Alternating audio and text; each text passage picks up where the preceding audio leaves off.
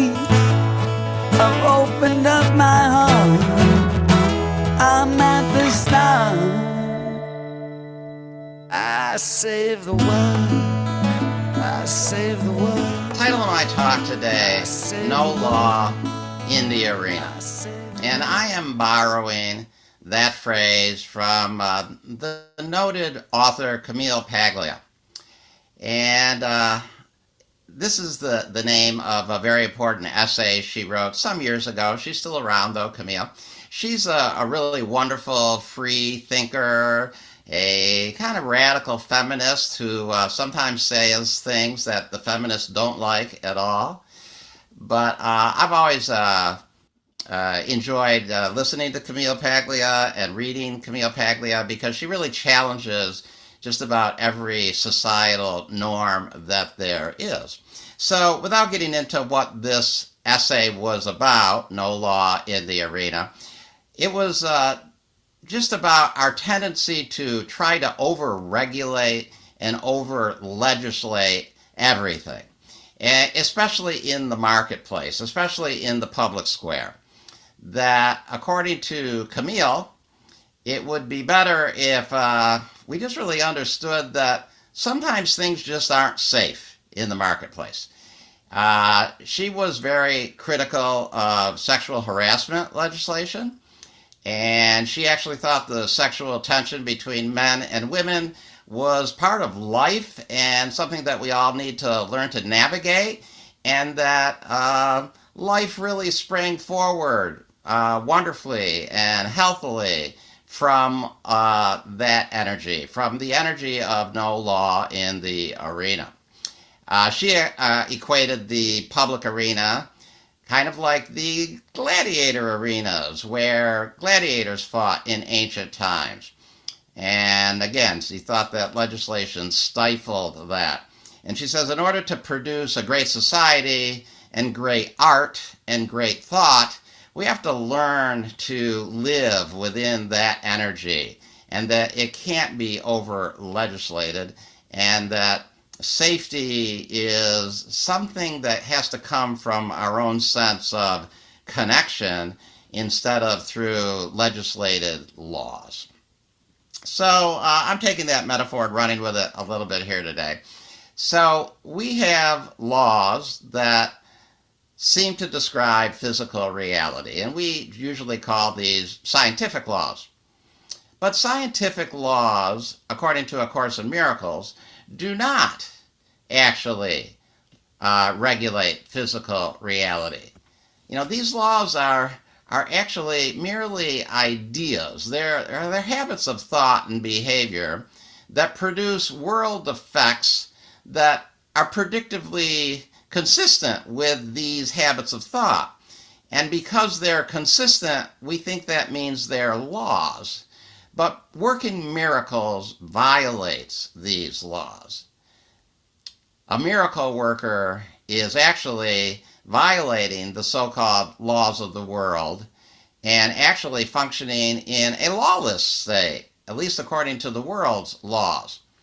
The Course says what Holy Spirit enables you to do is clearly not of this world. For miracles violate every law of reality as this world judges it. So we have to challenge those laws. We have to question every value. Again, A Course in Miracles says to learn this course requires willingness to question every value that you hold. So questioning the values, questioning the laws is something that the miracle worker really has to do.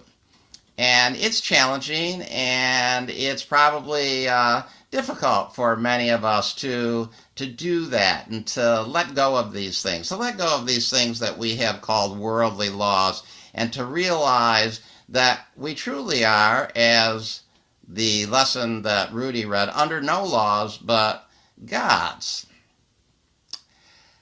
A lot of course students, I believe, are trying to function with one foot in physical reality and one foot into heaven, or ultimate reality. And that's just a very, very difficult thing to do. And ultimately, I think we have to make our decision to go one way or the other, because trying to stride the physical world with heaven is just not going to work. We've elevated science to the level of God, and there's nobody that does this any better than the scientists themselves. So scientists love to think that maybe that they're God. But I think a lot has been lost because of this. I'm not trying to knock scientific advances, and scientific advances are wonderful in many ways. But let's remember that mankind once believed that the physical world was shaped by unseen spiritual and metaphysical forces. And this physical world is shaped by unseen spiritual and metaphysical forces. And I think it's time that we, truly embrace that, and we're able to actually talk about that again. A Course in Miracles says, and this is not an often quoted passage, it's in the epilogue of the clarification of terms. It says, long ago, the end was written in the stars and set into the heavens with a shining ray that held it safe within eternity and through all time as well. So I love that passage, and it really alludes to the fact that there's something much more cosmic going on, and it's actually written into the stars. And I always believe this was a little nod to astrology. A Course in Miracles and astrology maybe aren't that connected, but it does give it this little nod here. And I know many spiritual people are into astrology. I know one of you at least is an astrologer yourself here. So the Course does give you that little opening there. But it's talking about the fact that there are unseen forces that are cosmically producing the world that we see, and it's not just governed by these so-called scientific laws. And so what we've lost by going straight to science all the time is we've really lost that sense of the miraculous. There's a true sense of the miraculous that is gained when we really know that there are unseen forces in the world. Course in Miracles says, I am under no laws but God's. Again, this is the thing that Reverend Rudy read. We observed before how many senseless things have seemed to you to be salvation. Each has imprisoned you with laws as senseless as itself. You are not bound by them. So these laws that we think bind us and regulate us don't really bind us at all. It's only our belief in them that produces a certain consistency of manifestation that makes them seem real. There actually are no physical laws. It's just our mental state projected outward onto the screen of life. And it's our belief in these things that cause these consistent happenings to happen, that the physical reality is actually lawless. This is a hard thought for a lot of people to understand and to really accept. But the arena that Camille Paglia is talking about and alluding to is the same arena as the gladiators fought in. It's that arena. It's like the Colosseum. So there was no law in the arena once the gladiators started fighting. And the gladiators understood that and functioned within that realm. And we as A Course in Miracles students are trying to impose all kinds of laws onto this arena of physical life, and these so-called scientific laws that we're trying to put onto it actually don't exist.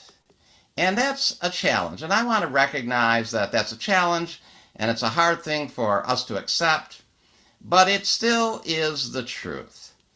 And that's what A Course in Miracles is continually getting us to try to understand. There's a particular passage that lets me know that A Course in Miracles thinks of the physical world as a so-called arena. It calls it a dry and dusty world where starved and thirsty creatures come to die. That's what this world shows us when we look at it from the ego perspective. This dry, dusty place where starved and thirsty creatures fight for survival. And to try to enforce physical laws and say that physical laws are governing that cuts off from the miraculous happening.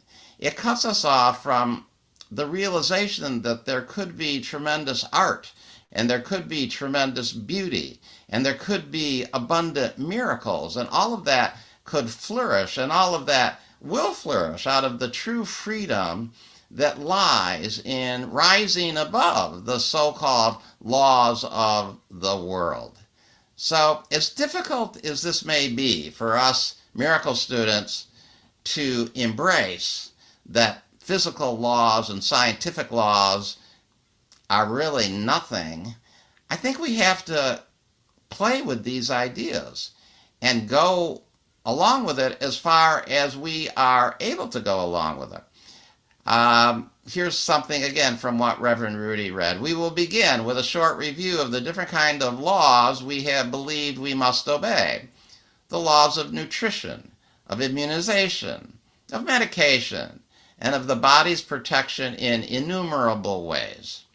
The laws of friendship, of good relationships, of reciprocity.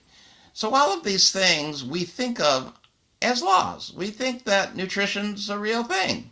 We think immunization is a real thing. We just went through 3 years of that.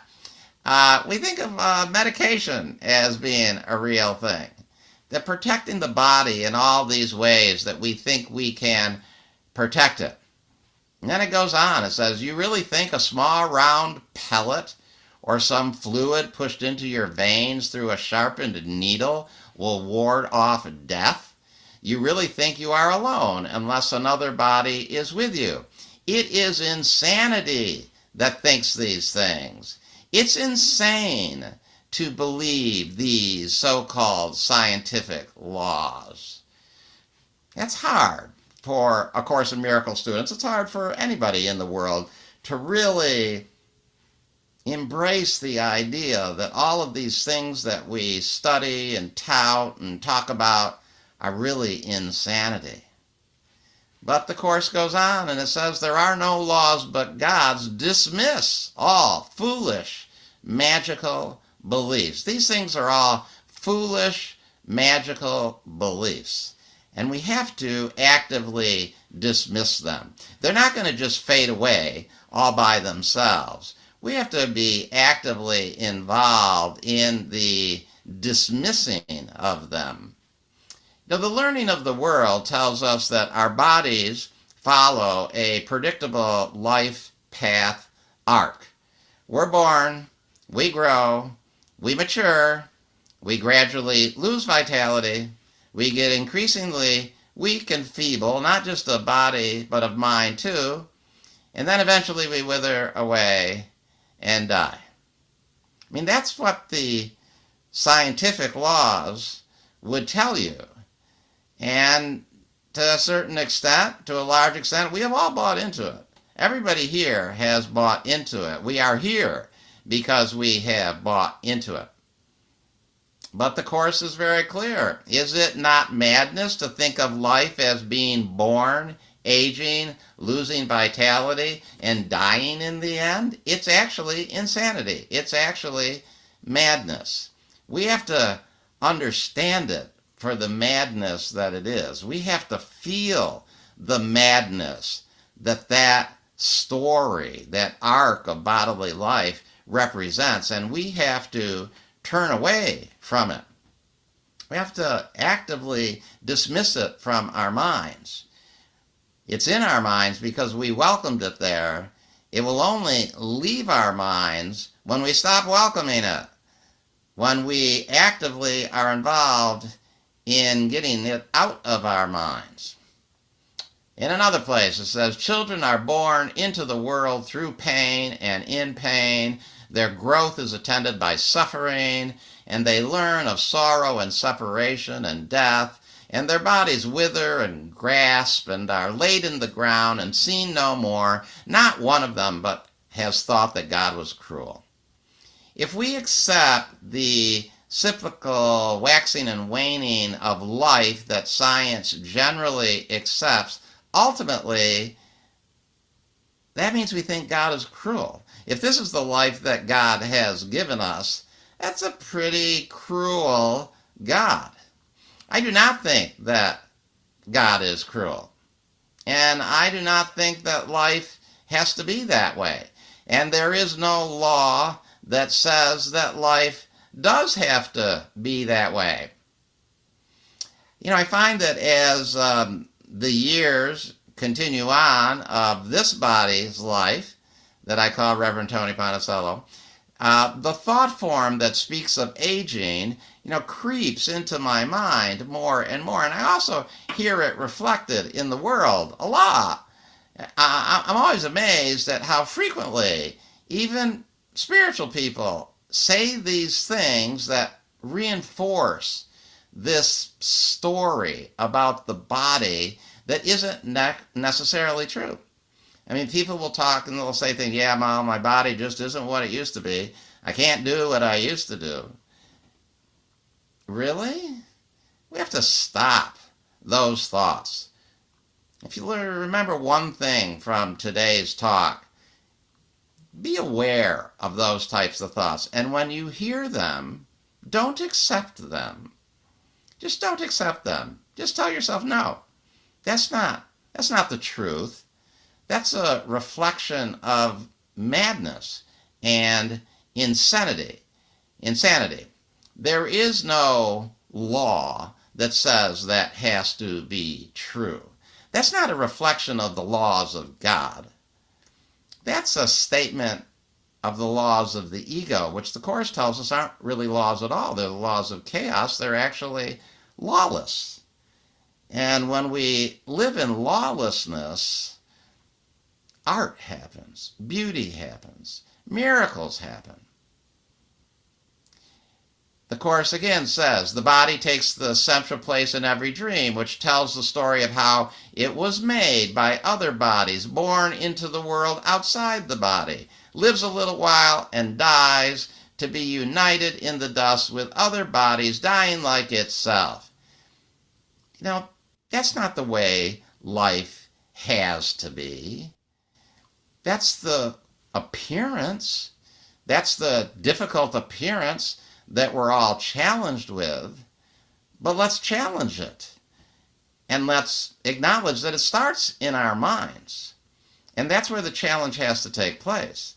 We have to challenge that in our minds. We have to make sure that thought does not take up permanent residence in our minds. And when we see little pieces of that thought form coming in, we have to say, no, I will not accept that thought. Or as the Course says, these are not laws, but madness. No, that's insanity. It's insanity that says that we were born but to grow, and then to mature, and then to age, and then to depreciate, and then to wither and die. No, I don't accept that. That may be how it appears, but that doesn't mean I have to accept it, because I can be renewed and transformed by, a metanoia of my mind. My mind and my eternal connection to the divine is what reveals the truth to me. I don't need the truth to be shown to me as physical manifestation. I know the truth because I am connected to the truth, because I am actually the truth. Blessed are those who have not seen and still believe. It is those who will actually obtain the kingdom of heaven. We have to believe before we see, because it's our belief that will allow us to see. We can't expect to see then believe. It doesn't work that way. The world is not shaped by these physical and scientific laws. The world is shaped by our thoughts. And the world is actually shaped by something spiritual, something metaphysical, something written in the stars. forces that are unseen and difficult to understand maybe, and maybe we don't have to understand them. Maybe we just need to surrender into them and flow with them and trust them. Maybe it's not about having it all bound up and chiseled into laws. Maybe there really is no law in the arena. But maybe when we really accept that, then a different kind of life springs forth, a life of creativity, a life of incredible beauty, a life of works of art, a life of miracles. The Course says, "You were not meant to suffer and to die. Your Father wills these dreams be gone." When are we really going to embrace that thought from A Course in Miracles? That we're not meant to suffer and to die. And that God is working with us through the voice of the Holy Spirit to dispel those dreams. That's my dedication. God is willing that those dreams be gone. And what God's wills cannot not be accomplished. Okay, that's my talk for today. Thank you very much.